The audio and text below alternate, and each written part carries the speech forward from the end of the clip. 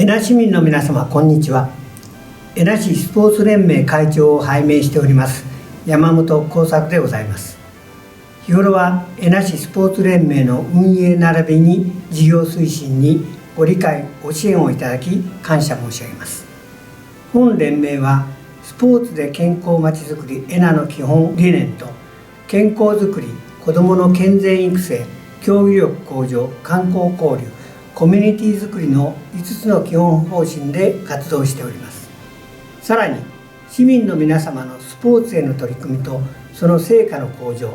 スポーツ環境の整備推進を目指し、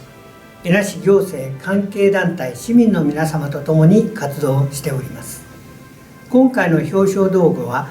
本連盟の表彰規定に基づき、令和7年度恵那市スポーツ連盟表彰を受賞される皆様の栄誉をたたえご紹介するものであります。今回受賞されます優秀選手40名、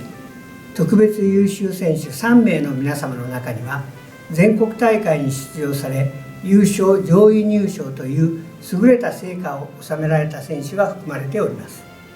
また3年連続で優秀選手に選抜された方もいらっしゃいます。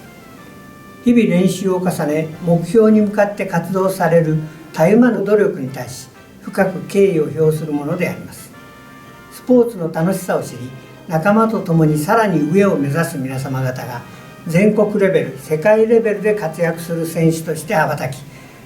次世代を育成されることを期待しております。受賞者の皆様、関係各位のご健勝とさらなるご活躍を心から願いご挨拶といたします。ありがとうございました。